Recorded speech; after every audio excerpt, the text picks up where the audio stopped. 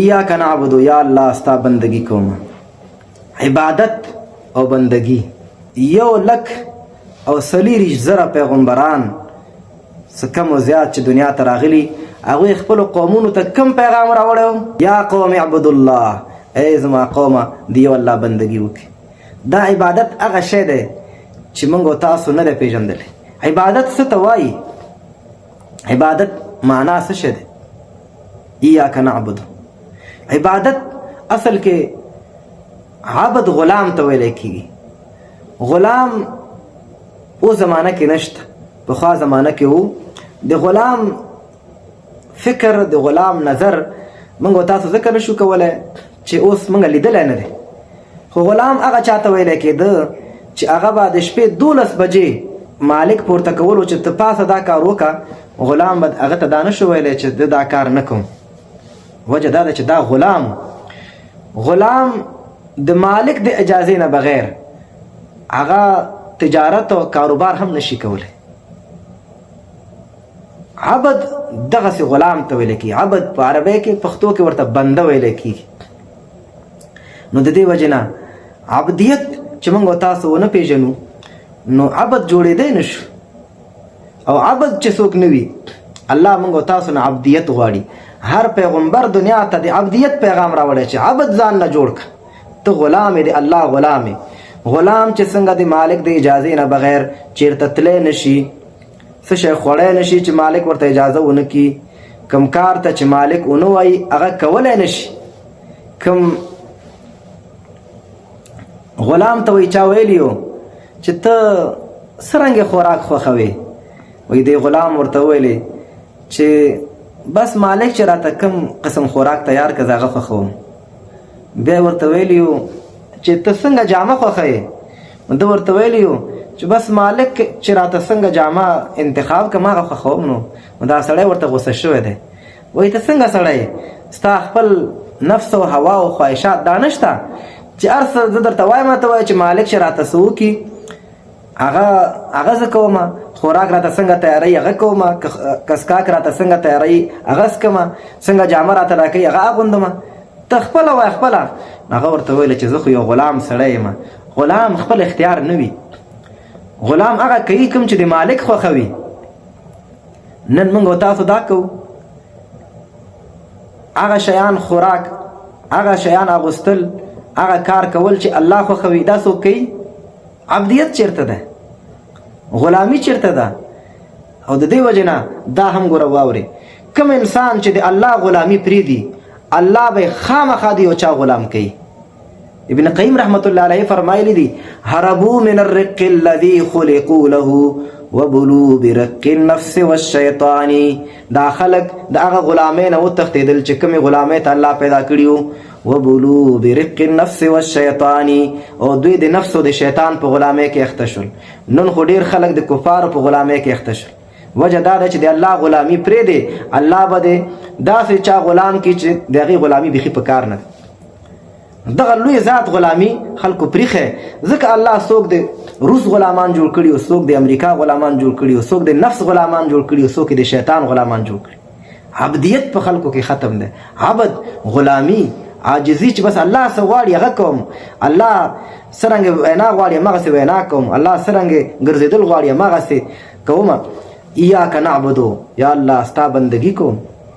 د دې وجې نه وایي اگر گویم مسلمانم بلرزم که دانم مشکلات لا الاره. اقبال یو شعر ویلی دی وایي اگر گویم مسلمانم بلرزم که دانم مشکلات لا الاره. که دا خبره کومه په خوله چې مسلمان یم نو په بدن باندې مې لرزه راشي. که دانم مشکلات لا الاره، چې د لا اله کلمې مشکلات راته معلوم شي. هغه په دې حقیقت پوه شوی و چې لا اله یوازې د خولې ویل نه دی لکه موږ چې وایو. لا اله موږ نه څه غواړي. لا اله موږ نه یو قسم یو ژوند غواړي چې هغه ژوند به د ټولو خلکو نه بدل ژوند دی. لا اله موږ نه داسې ورځ تېرول غواړي چې هغه د نورو خلکو نه بدل وي. داسې شپه تېرول غواړي چې هغه د نورو خلکو نه بدل وي. لا اله موږ نه نور څه غواړي او موږ په نورو لارو روان یو. نو صرف مسلمان په خوله ویل چې مسلمان یم دا آسان کار دی ډېر. نو په بدن باندې منګه چې تاسو چې کله په مانځه کې دا وینا کوو داسې کیفیت جوړول پکار دی چې ایاک نعبد، الله د تا سره وعده کوم. وعده خو آسان کار نه دی. بیا د یو بنده سره وعده نه کوي، ته د الله سره وعده کوي او په هر مانځه کې او په هر رکعت کې وعده کوي چې ایاک نعبد، الله ستا بندگی کوم، ستا غلامی کوم. یو غلامی دا معنا چې ته هر څه وایې همغه به منم، ته هر کار وایې همغه کار به کوم. موږ داسې کوو نو وعده خلافي موږ د الله سره کوو نه لګیا یو. دا څومره خطرناکه خبره ده چې ته په ماسپښین مانځه کې لس وارې ته د الله سره دا وعده وکړې چې الله ستا بندګي به کوم، خو وروسته بیا ستا نه به غوښتنه کوم. و ایاک نستعین، ته دا وګوره الله ستا نه به غواړم. کله د موسسو نه خلک زاری کوي چې ولا موږ ته پکار ده چې موسسې کومک وکړي، زموږ حالات ښه نه دی، اقتصاد مو خراب شوی دی. ولې چې ته د زیارت او د بابا نه غوښتنه شرک دی، د موسسو نه غوښتنه کول دا روا دی چې ته وایې چې نړیوال د موږ سره مرسته وکړي، نړیوال د موږ سره کومک وکړي، او زمونږ حالات خراب دی، زمونږ اقتصاد خراب دی، موږ مجبوره یو. عبدیت او غلامي موږ تاسو نه دی پیژندلی. و ایاک نستعین، الله ستا نه مرسته غواړو. نو څنګه د بنده نه ته مرسته غواړې، څنګه د امریکا نه مرسته غواړې، څنګه د اروپا قبولیت ته غواړې چې زه به اروپا ته لاړ شم او زه به پیسه پیدا کړم، ډالر به پیدا کړم. عبد الدینار او عبد الدرهم دې ته وایي که نه. د الله غلامي خلکو پرېښی، خلک د پیسو غلامان شوي دي، څوک د ملل متحد غلام دی، څوک د نړیوالو موسسو غلامان دي. و ایاک نستعین، الله فرمایي چې کله مانځه کې انسان لاس الله ته وتړي، ایاک نعبد، الله زه ستا بندګي کوم، ستا غلامي. و ایاک نستعین، او خاص ستا نه مرسته غواړم، مرسته او کومک یوازې ستا نه غواړم، زه نور چا نه مرسته او کومک نه غواړم. نور چا نه مرسته او کومک غوښتل که هغه مړی وي که ژوندی وي دا شرک دی. مخلوق نه تمه کول دا شرک دی چې ته د امریکا نه تمه کوې، ته د اروپا نه تمه کوې، ته د نړیوالو نه تمه لري. نو ایاک نعبد و ایاک نستعین. نو دلته چې انسان کله ورسیږي نو انسان و ایاک نستعین ځکه وایي چې عبادت کول دلته انسان په بدن باندې ډېر ناشنا کیفیت راشي چې الله ستا بندګي کومه. نو الله ستا بندګي کومه، نو دا خو مې ډېره غټه خبره وکړه. نو دا چېرته کیدی شي؟ الله سره مې وعده وکړه، بیا د غلامۍ وعده مې وکړه چې زه به ستا غلام یم. نو دلته انسان په بدن چې کله کیفیت بیل بدل شي نو وایي چې الله زه څه نشم کولی. و ایاک نستعین، الله ستا نه مرسته غواړم، ته راته پناه راکړې. وعده مې ډېره غټه وکړه، خو دغه وعده پوره کول ته آسان کار نه دی. موږ او تاسو چې کله دعای قنوت وایو، ډېرو خلکو ته خو دعای قنوت یاد هم نه وي.